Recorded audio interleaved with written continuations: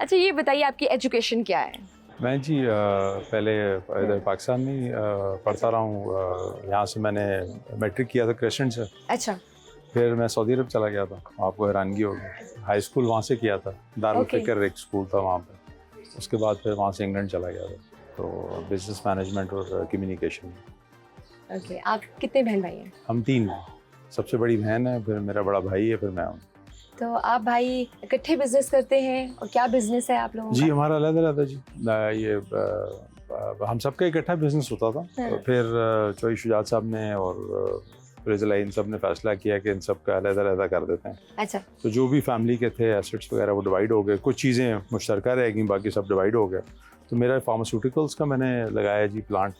तो अब हम कॉन्ट्रैक्ट मैन्युफैक्चरिंग करते हैं, बाहर की मल्टीनेशनल कंपनीज हैं उनके लिए बनाते हैं प्रोडक्ट्स। सियासत में शुरू से आना चाहते थे या इतना कोई इंटरेस्ट नहीं था?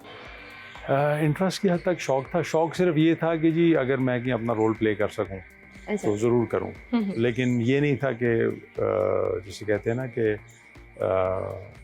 मैं समझता हूँ ये ऐसी चीज़ है कि इसकी ख्वाहिश नहीं करनी चाहिए, लेकिन अगर इंसान इसमें आ जाए तो फिर ये है कि 100% अपना कन्विक्शन के साथ आना चाहिए। Chaudhry Shujaat Hussain as a father आपके साथ स्ट्रिक्ट थे या थोड़े लीनियर थे? स्ट्रिक्ट तो मैं कहूँगा जी बिल्कुल भी नहीं थे, क्योंकि मुझे नहीं याद पड़ता कि कभी उन्होंने डांटा भी हो। तो यानी इतनी ज़्यादा लीनियंसी थी कि कभी डांट भी नहीं पड़ी। बचपन में कोई ऐसी शरारत जिस पे आपके वालिद साहब की लीनियंसी को जो है ना क्वेश्चन मार्क, उन्होंने कहा नहीं भाई अब यहाँ नहीं, और खूब डांट पड़ी हो? मतलब बड़ी अजीब सी बात लगती है क्योंकि हर फैमिली में ऐसे होता है जी कि बच्चों को डांट पड़े, लेकिन मुझे जेन्युइनली आज तक नहीं याद कि कभी डांट पड़ी। So you guys are pampered, over pampered, or was he disciplined? Not really, I think probably एक बड़ा बैलेंस किस्म का था रिलेशनशिप के, ना बहुत ज़्यादा पैम्परिंग थी और ना बहुत ज़्यादा सख्ती थी। किन बातों पे सख्ती थी? टू बी ऑनेस्ट मुझे याद नहीं वैसे कि दोनों ही, मेरे वालिद भी वालदा दोनों ही कभी उन्होंने सख्ती की हो। मेरे ख्याल में शायद प्रॉब्ली लेट उस पर एक बाहर रहने पे होगा, ज़्यादा से ज़्यादा ये होगा कि जी इतने बजे शाम को घर आ जाना। मोना सलाई से चौधरी शुजात बहुत प्यार करते हैं, उनके लाडले भी हैं। परवेज़ इलाही आपसे कितना प्यार करते हैं? काश उतना ही करते होते या उसका 10% भी कर रहे होते तो बड़ा था। अच्छा, चौधरी परवेज़ इलाही के हवाले से बचपन में कोई ऐसा वाक़या जो आप हमें बताना चाहें, बहुत इंटरेस्टिंग, जो याद भी हो आपको? बस मुझे ये याद है एक दफ़ा हम उनके साथ वो ड्राइव करके हमें लेके गए थे गुजरात रात के टाइम। अच्छा। वो मुझे अभी तक होता है ना, कुछ इमेजेस ज़हन में होते हैं। तो वो गाड़ी चला रहे थे, चौधरी शुजात साहब साथ बैठे हुए थे और मैं पीछे था और शायद 1-2 और लोग। अच्छा। गाड़ी क्योंकि बहुत कम चलाते थे इसलिए शायद याद रह गया। अच्छा, एक वक्त था चौधरी शुजात वज़ीर आज़म थे, परवेज़ इलाही वज़ीर आला थे, तो उस वक्त आपकी क्या मसरूफ़ियात थी, आप क्या करते थे? मैं चौधरी शुजात साहब के साथ होता था जी। हाँ, बस वैसे ही उनके साथ टाइम गुजारता था। कहीं भी वो जा रहे होते थे, किसी मीटिंग में होते थे, तो ज़्यादा टाइम उनके साथ गुजारता। मुशर्रफ ने कभी आपको कहा नहीं कि सियासत में आप एक्टिवली आएँ? मेरी कभी उनसे इस हवाले से कभी बात नहीं हुई। आपको कौन सी गेम्स पसंद हैं या कौन सी ऐसी गेम्स हैं जो आप खेलना चाहते हैं? मुझे हॉर्स राइडिंग बहुत पसंद है। मैं 7-8 साल की उम्र से ही घुड़सवारी करता रहा। फिर थोड़ी सी पोलो भी खेली, शो जंपिंग भी की, नेज़ाबाजी भी थोड़ी सी की। तो स्पोर्ट्स में मुझे राइडिंग का शौक़ है, स्विमिंग अच्छी लगती है। क्रिकेट देखने का शौक़ है? जी, कोई फाइनल मैच हो या कोई इम्पोर्टेंट मैच हो तो देख लेता हूँ वैसे। सूफ़ी अनवर और इकबाल चौधरी, इन नामों से तो हर सहाफ़ी बड़ा फेमिलियर है। आपके साथ भी कोई ऐसा नाम जुड़ा हुआ है? नहीं जी, फिलहाल तो नहीं। अभी एक हैं नाम, मेरा ख्याल अभी वो अब देखते हैं अपना नाम बनाते हैं कि नहीं। सारे एमपीज़ परवेज़ इलाही के साथ क्यों चले गए थे? ऑब्वियसली जी वो आगे देख रहे थे वज़ारत आला, उनको बड़ी क्लियर नज़र आ रही थी।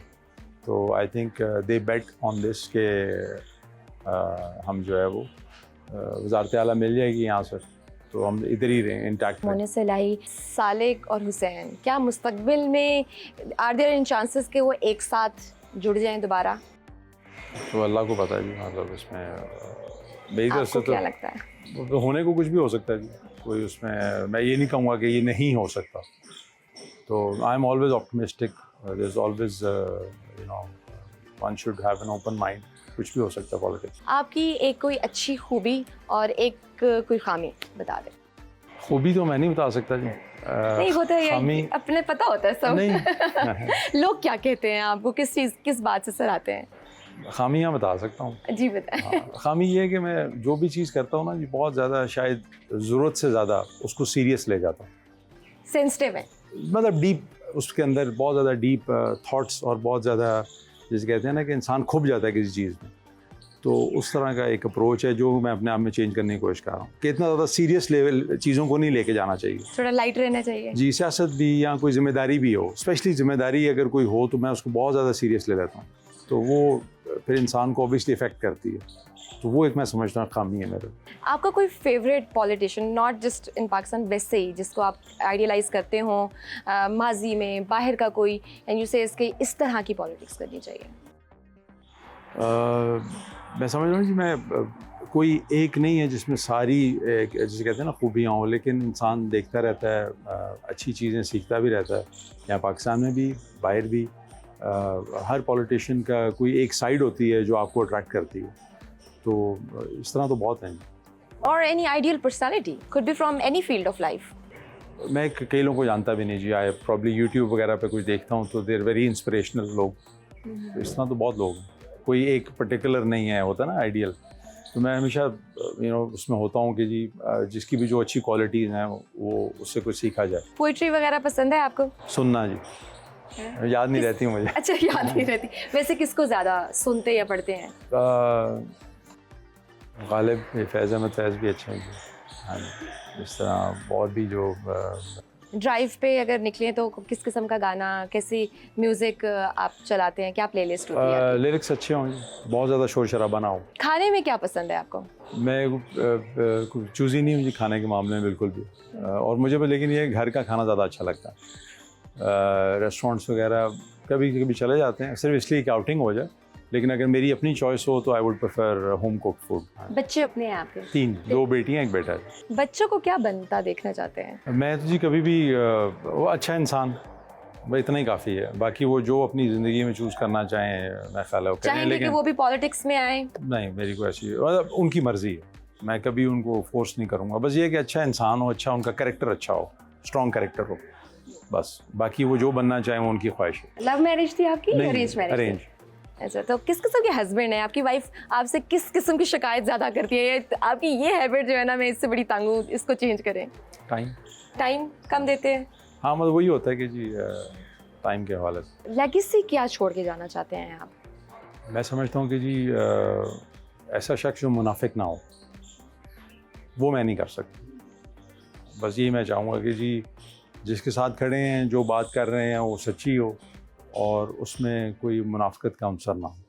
पाकिस्तान को कहाँ देखना चाहते हैं? मेरा योर ड्रीम्स?